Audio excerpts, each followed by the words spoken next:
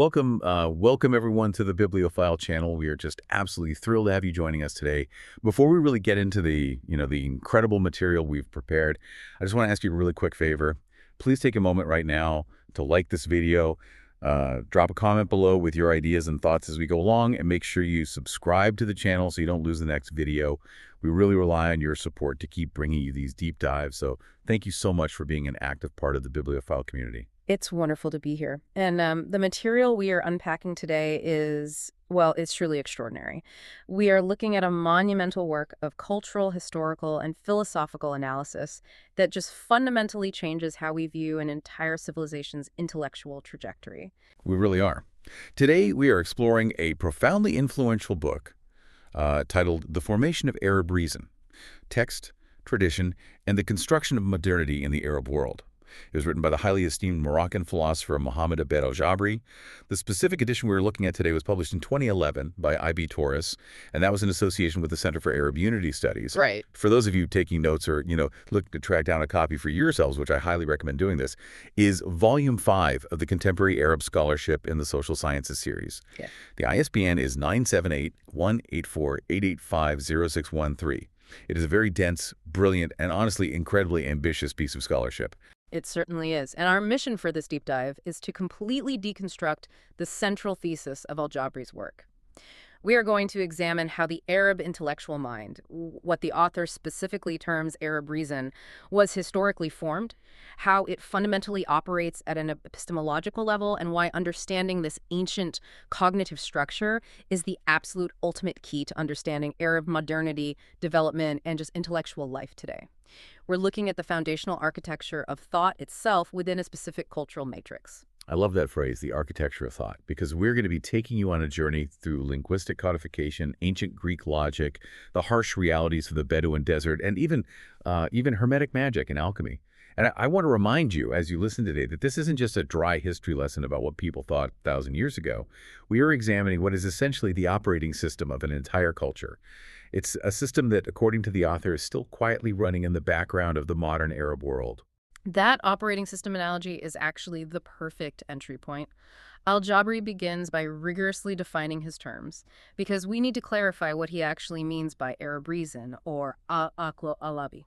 He's explicitly clear that he does not mean the ideology or the specific content of Arab thought. Okay. He isn't talking about the political stances, the changing theories, the religious dogmas, or the varied opinions that Arab thinkers have held over the centuries. Right, because if someone says French thought or American thought, your mind immediately jumps to specific philosophers or political movements. You think of the contents of the books written by those people.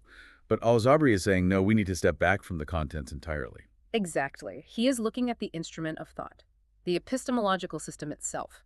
He uses a philosophical distinction, drawing pretty heavily on the French thinker André Lalande, between constituent reason and constituted reason. Constituent reason is just the innate biological human capacity to think. It's what ancient philosophers called the capacity for elocution. Right, the hardware. Yes, every human being has that exact same biological hardware. But constituted reason is the set of rules, principles, and procedures that a specific culture provides to an individual. It is the framework that dictates how you are allowed to acquire and produce knowledge in that society. Arab reason is the constituted reason provided by Arab-Islamic culture. So to stick with our analogy, it's the difference between the files on a computer and the operating system itself. The files are your thoughts, your ideologies, your political views. You can delete them, change them, share them, argue about them. But the operating system, whether it's Windows or Mac OS or whatever, that determines how those files are saved, how the folders are structured, what programs can even run in the first place without crashing. Al-Jabri is essentially telling us to stop arguing about the Word documents and start analyzing the source code of the operating system. And that source code is incredibly persistent. Al-Jabri quotes a very famous, profound definition of culture to really drive this home. He says, culture is what remains when everything else is forgotten. Arab reason is that unconscious cognitive structure left behind by Arab culture. It's the invariable constant. Wow. Even after you forget the specific historical events, the dynastic successions, or the granular theological debates of the past, the underlying method of how those debates were structured remains deeply embedded in your mind. The author argues that this operating system was formed by the Arab reality, the physical environment, and the specific historical conditions of the Arab world. That actually took me a second to wrap my head around when I first read it. The idea that culture is what remains when everything else is forgotten. It almost implies that we are sort of trapped by our ancestors' thought patterns. If I'm a modern thinker trying to solve a 21st century problem, but I'm subconsciously using a cognitive framework built centuries ago, that's going to cause some serious friction. It absolutely causes friction, and that friction is a major central theme of the book. Al-Jabri emphasizes that you belong to a culture when you think by means of it, not just when you think about it. An Orientalist scholar from Europe might think about Arab issues for decades, but they're using a European epistemological operating system to do so. Conversely, an ancient philosopher like al-Farabi was writing about Greek philosophy, but he was processing it through the operating system of Arab-Islamic culture. So if we are dealing with a cultural operating system that dictates the rules of thought, the obvious question is, when was it actually coded? Did this happen at the dawn of Islam? Was it a product of the Prophet's time? Or maybe an ancient pre-Islamic framework? Well, according to al-Jabri's historical analysis, this operating system wasn't finalized at the dawn of Islam, nor in the pre-Islamic era. It was actually codified during a very specific, intense historical window known as the era of codification. This era started roughly around the year 143 of the Islamic calendar, which is the mid-8th century CE. We were talking about the early period of the Abbasid Caliphate, specifically under the Caliph al-Mansur. And this is where the book reveals a massive, almost mind-bending historical inversion. When we think of history, we usually think of a straight line, right? The past happens, and then later generations record it. But al-Jabri shows that the Abbasids didn't just passively record the history of the pre-Islamic past, which is known as the Jahiliyyah. They actively reconstructed it to serve their own present needs. You really have to understand the immense pressure the early Abbasid state was under. They had just overthrown the Umayyad dynasty. They ruled over a staggeringly vast empire stretching from North Africa to Central Asia. They had highly diverse populations, totally different languages, and competing cultural heritages: Persian, Greek, Syriac, Indian. They desperately needed to establish absolute legitimacy, and they needed to unify this vast empire intellectually. Right, a massive PR and administration problem. Exactly. So the state initiated a massive, heavily sponsored project to gather, categorize, and codify knowledge. This included recording the sayings of the Prophet, establishing the rules of jurisprudence, finalizing the interpretation of the Quran, and, crucially, formalizing the Arabic language itself. But because they were doing this massive data-gathering project under the specific political and cultural anxieties of their own time, they weren't objective observers. They were reconstructing the past to serve the present. The image of the pre-Islamic era that exists in Arab consciousness today is, in many ways, a product of the Abbasid era's imagination and requirements. The era of codification became the absolute referential framework. Everything before it was filtered through it, and everything after it was built upon it. Let's look really closely at how they codified the Arabic language, because it perfectly illustrates your point about the operating system. During this era of codification, brilliant scholars like Al-Khalil went out to codify Arabic grammar, syntax, and vocabulary. But they didn't just walk out into the bustling cosmopolitan streets of Baghdad or Damascus and record how people were actually speaking. No. They viewed the city as corrupt, linguistically polluted by foreign influences. So they specifically sought out the genuine Bedouin of the harsh, isolated desert. The speech of the Bedouin became the absolute standard of grammatical and literary correctness. Wait, I need to push back on that, or at least play devil's advocate, because conceptually it's wild. The Abbasids are running one of the most advanced, cosmopolitan, rapidly expanding empires in world history. They have complex trade routes, massive urban centers, and complex bureaucracies. Why on earth would they base their entire linguistic and intellectual framework on the vocabulary and syntax of isolated desert nomads? Didn't anyone at the time think that was totally backwards? It seems very counterintuitive to us now, but to them, the desert represented purity. The Bedouin were seen as untouched by the political compromises and linguistic mixing of the cities. They were a living time capsule of the original Arabic language in which the Quran was revealed. But the epistemological consequence of that choice was staggering. Al-Jabri argues that by locking the Arabic language to the Bedouin environment, it permanently locked Arab thought into a sensate and ahistorical framework. Okay, let's unpack what sensate and ahistorical actually means in daily life for someone using this system. The desert environment of the Bedouin is immediate and harsh. It is a world of discrete, unconnected moments and tangible realities: sand, camel, tent, water, sword. It lacks historical continuity or complex, evolving institutional structures. In the desert, you deal with what is right in front of your senses.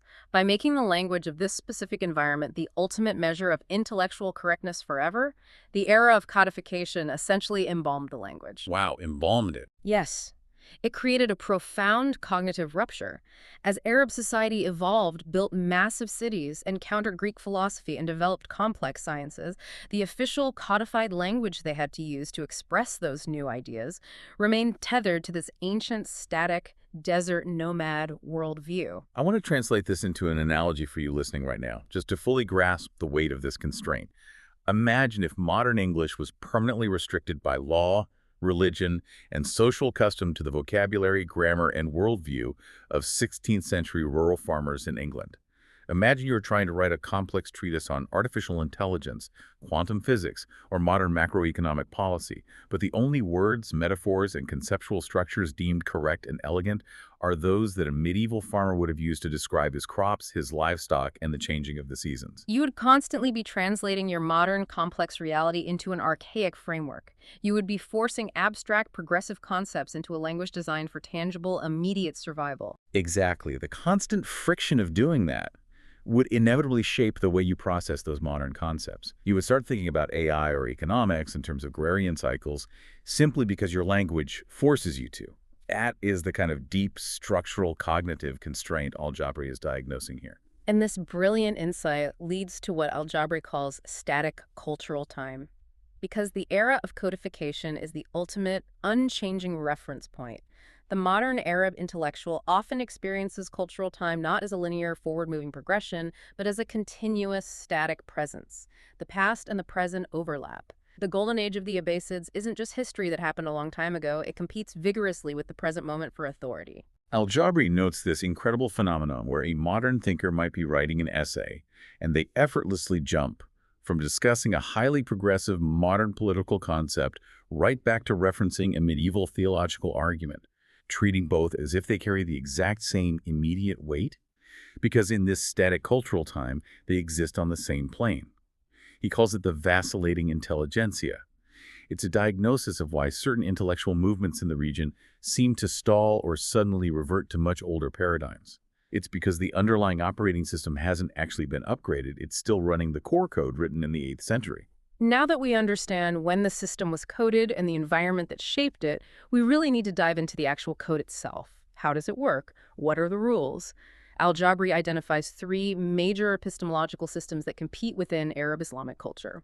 The first, and arguably the most foundational, is what he calls the system of al-bayān.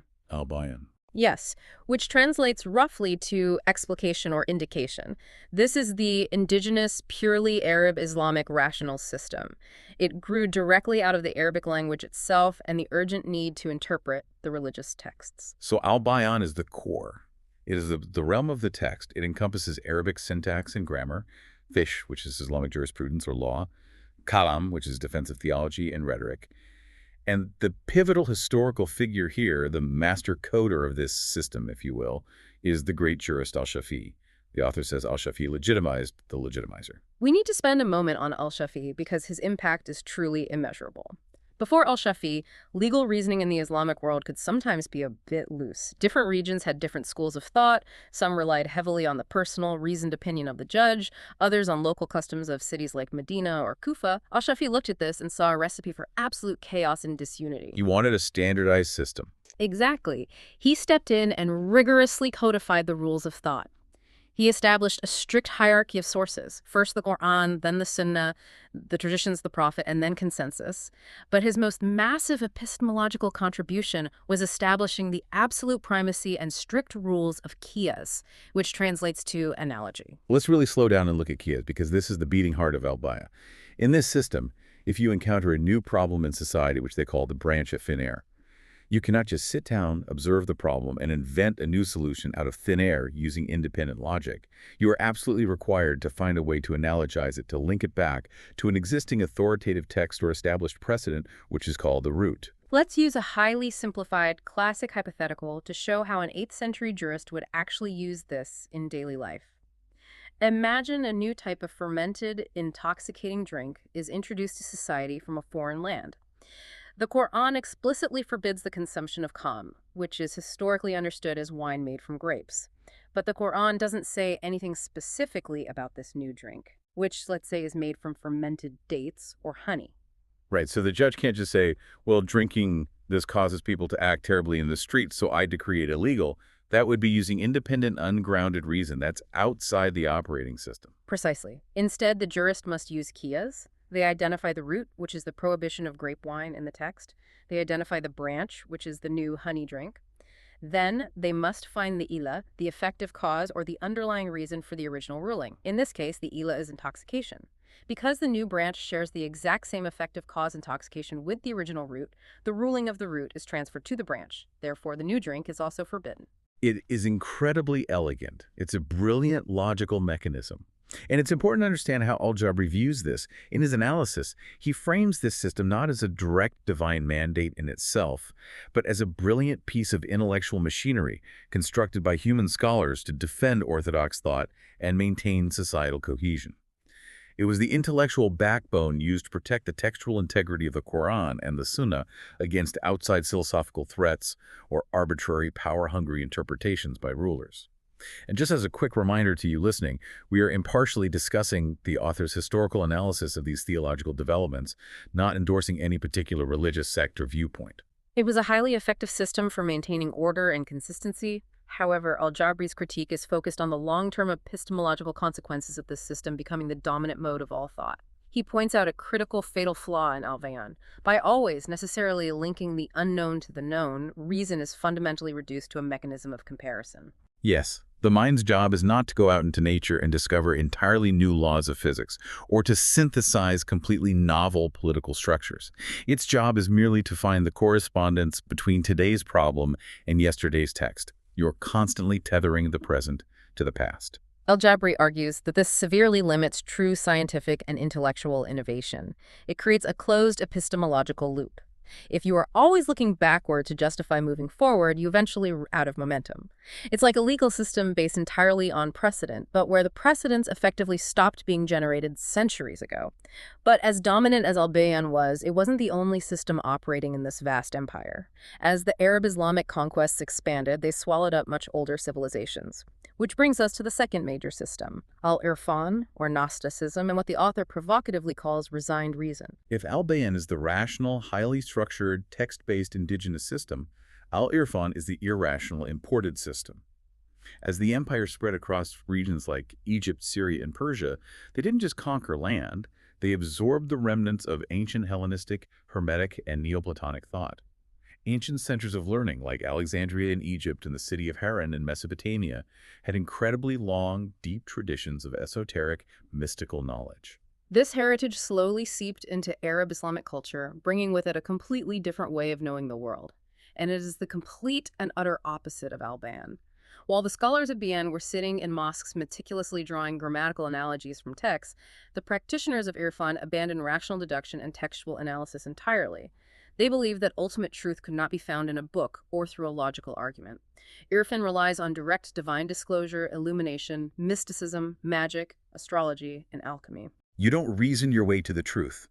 You don't analyze a premise to reach a conclusion. Instead, you undergo spiritual exercises, you purify your soul, and you basically just wait until the truth is directly revealed to you, dropped into your heart by God or the cosmos.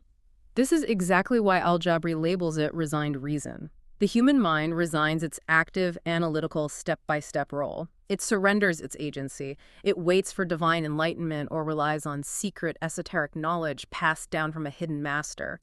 What is truly captivating and somewhat alarming in al-Jabri's view is how deeply this hermetic, irrational system infiltrated mainstream Arab-Islamic culture.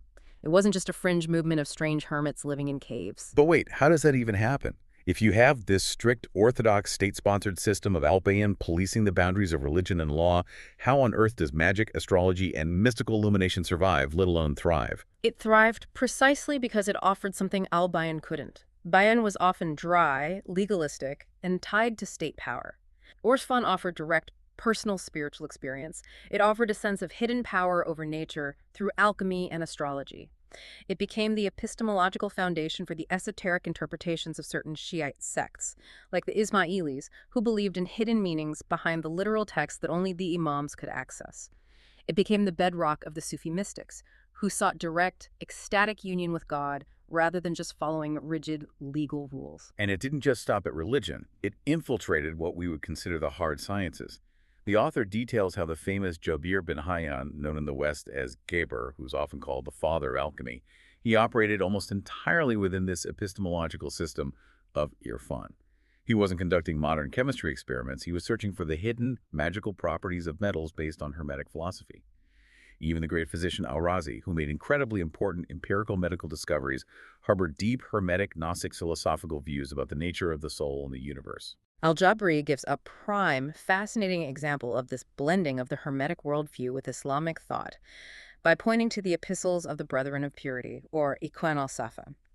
This was a secret, esoteric society operating in Basra in the 10th century. They produced a massive, multi-volume encyclopedia that attempted to synthesize all known knowledge, math, science, religion, philosophy, but it was fundamentally built on an esoteric illuminationist foundation. They believed that by understanding the secret spiritual hierarchies of the universe and the magical, sympathetic properties of numbers and stars, one could purify the soul and attain salvation.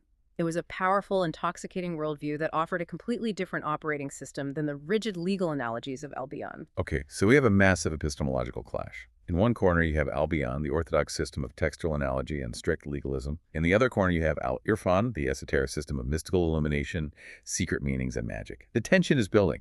But wait, a third contender enters the ring. This brings us to the system of al-burhān and what we might call the Abbasid dream. Al-burhān translates to demonstration or proof. This system is not indigenous like bayān, and it's not hermetic like ʿirfān. It is rooted directly and unapologetically in ancient Greek Aristotelian logic. Unlike bayān, which relies on finding textual precedents, and unlike ʿirfān, which relies on waiting for mystical revelation, burhān is based on inferential evidence, universal reason, and transitioning logically from perceptual, empirical observation to abstract, universal conclusions. It is the realm of philosophy and objective science as we would recognize it today. And what's fascinating is that this system wasn't just casually discovered by some bored scholars in a library. It was actively weaponized by the state.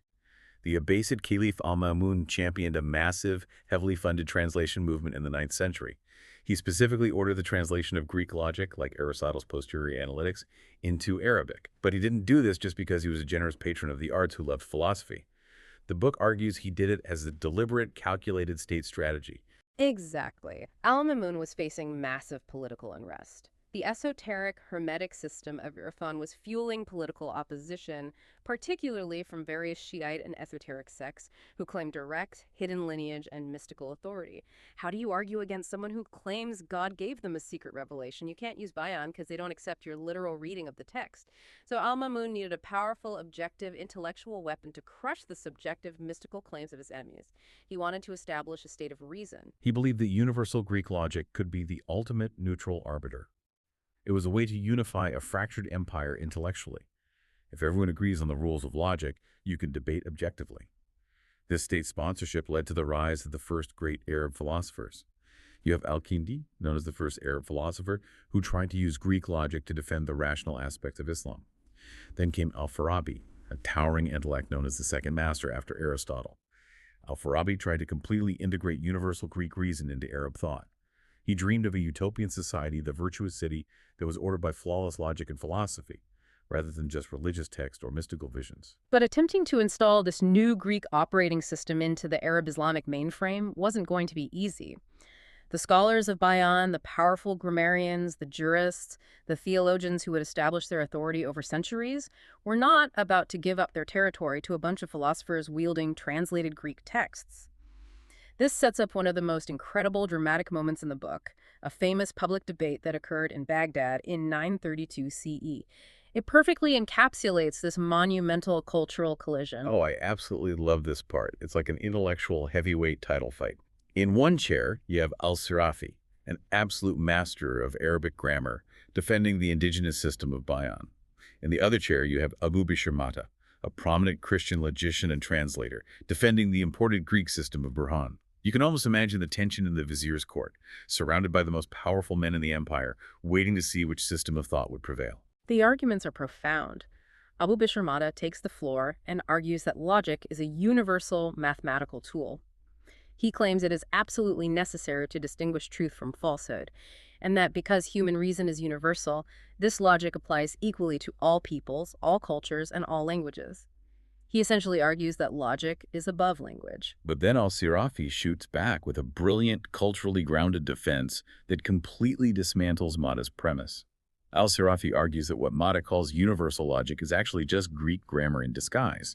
Al-Sirafi points out that Greek logic was built on the specific structures, idioms, and idiosyncrasies of the ancient Greek language.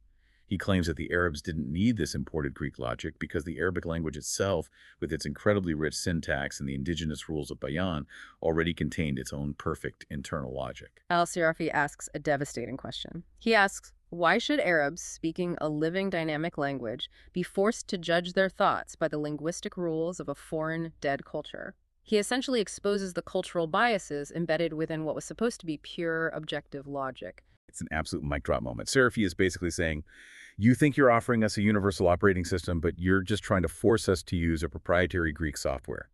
We have our own OS, it's called bayān, and it works just fine for our reality. This debate shows just how deeply entrenched the system of bayān was in the cultural psyche. It refused to be subsumed or replaced by burhān. And this fierce, unresolved resistance leads us directly into what al-Jabri views as the climax of this historical narrative, which is the crisis of fundamentals.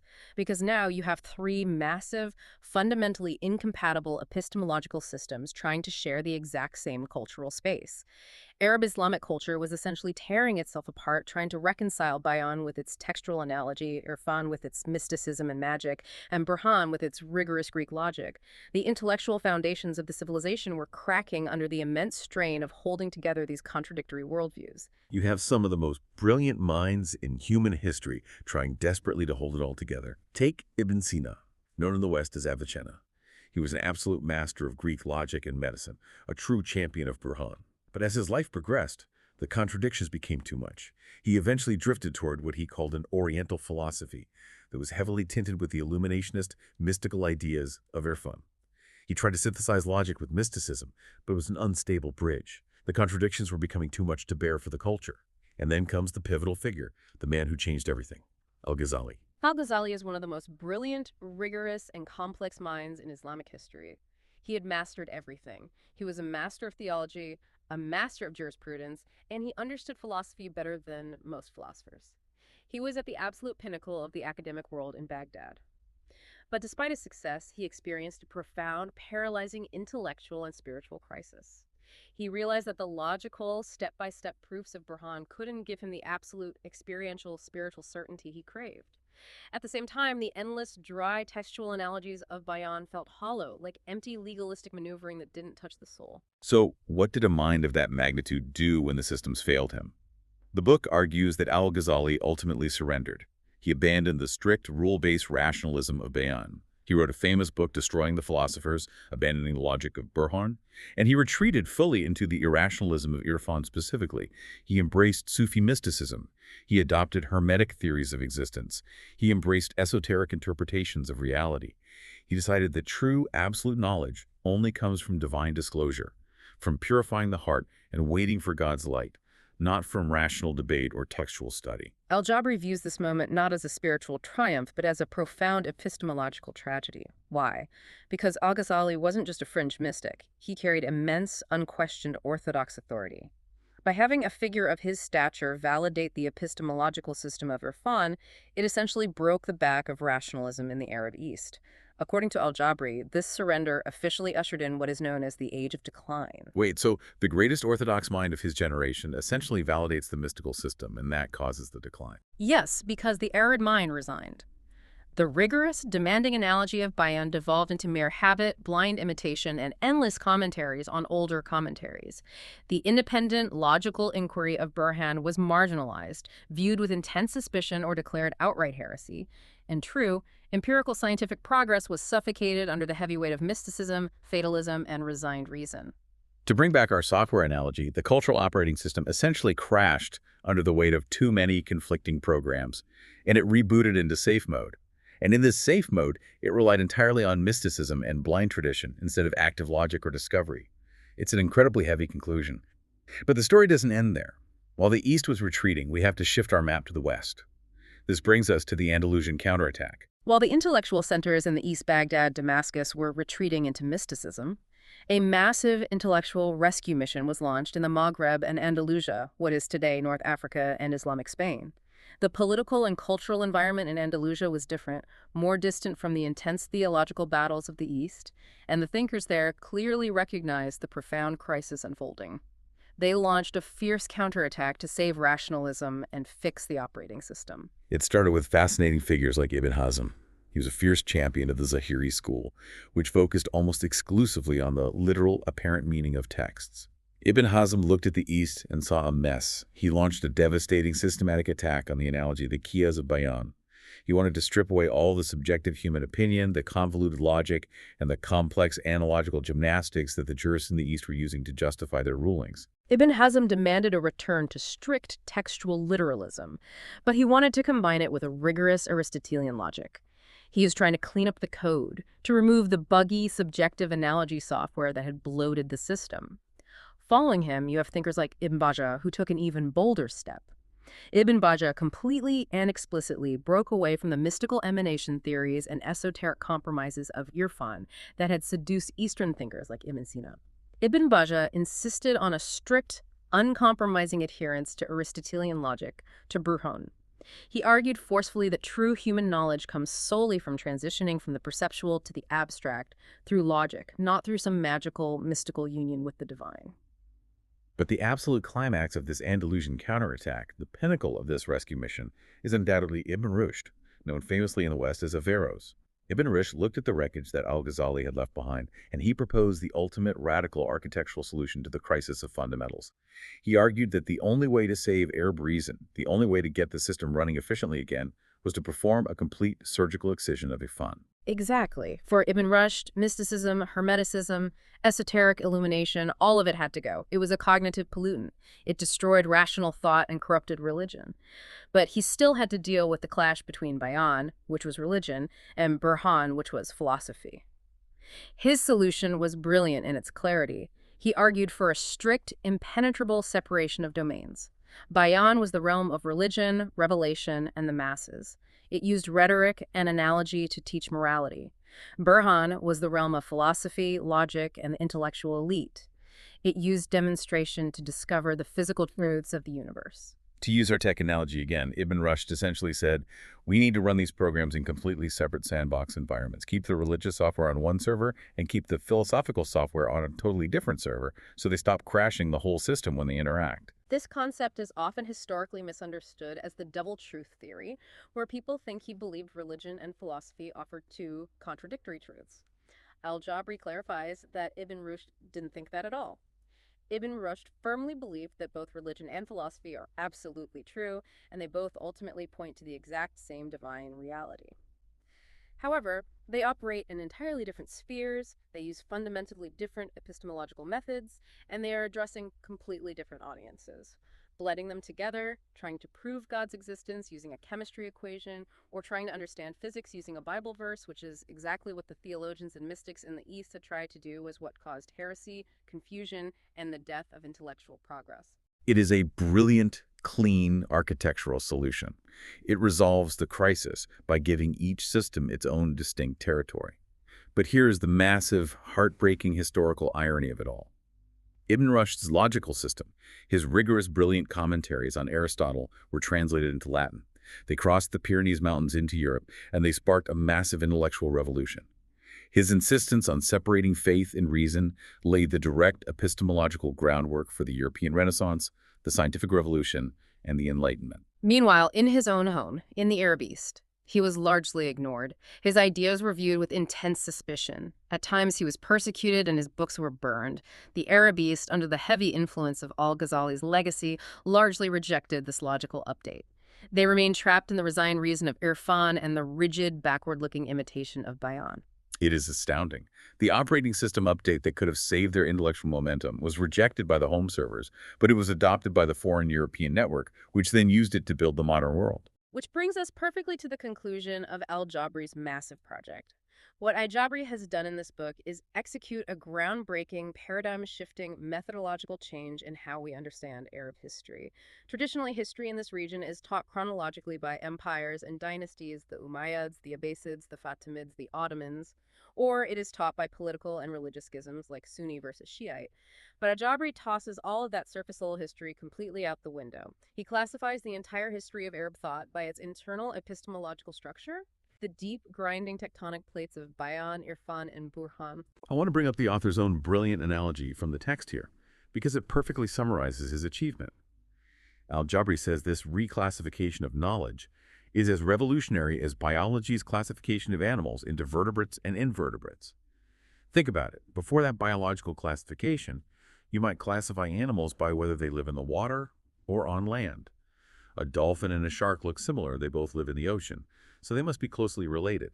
But when you look past the surface environment and look at the internal skeleton, the structure, it changes everything. You realize the dolphin is a mammal related to a cow, and the shark is a fish. Al-Jabri is doing the exact same thing to history. He is looking past the surface politics and religious labels to the actual skeleton of thought. And by relentlessly examining this cognitive skeleton, al-Jabri is finally able to answer the ultimate painful question that hangs over his entire book. Why did Arab science, philosophy, and intellectual progress stall? His answer, based on hundreds of pages of rigorous historical analysis, is uncompromising. It didn't stall because of a lack of resources or foreign invasions or a lack of innate intelligence. It stalled because the dominant epistemological systems were fundamentally flawed for sustained scientific inquiry. Right. Bayān was inextricably tied to static historical texts. It trained the mind to constantly look backward for an ancient precedent rather than looking forward to make a new discovery. ʿirfān was tied to myth, magic, and a passive resignation of the active analytical mind. And burhān, the only logical system capable of driving true scientific progress, was never allowed to flourish independently. It was either used cynically merely as a political weapon by caliphs, or it was suffocated and declared heretical by the theologians of bayān. It is a stunning, comprehensive diagnosis of a cultural trajectory. And as we wrap up this intense deep dive, it leaves us with an immense amount to process, not just about Arab history, but about the nature of human thought itself. It really does. It forces you to look in the mirror. I want to leave you, the listener, with a final thought to ponder, something that builds on everything we've explored today. If the operating system of a culture truly dictates what it is capable of inventing, understanding, or achieving, how much of your own modern worldview is silently constrained by the hidden rules of reason established by thinkers centuries before you were born? Whether you belong to Arab, European, American, or any other cultural heritage, are you truly thinking independently right now? Or are you just running old cultural software that you've inherited and never bothered to examine? Are your modern thoughts trapped in ancient code? It is a question that demands deep, uncomfortable reflection. What a powerful, unsettling, and necessary note to end on. I want to warmly thank you for joining us on this incredible deep dive here on the Bibliophile channel. We have journeyed through centuries of philosophy, linguistics, and cultural history, and we truly hope it has given you a profound new lens through which to view the world in your own mind. Please remind us that you are out there. Like the video, drop a comment with your thoughts on how you see cultural history shaping modern thinking today, and make sure you subscribe so you don't miss our next deep dive into another incredible book. Until next time, keep reading, keep questioning the software you're running, and keep exploring.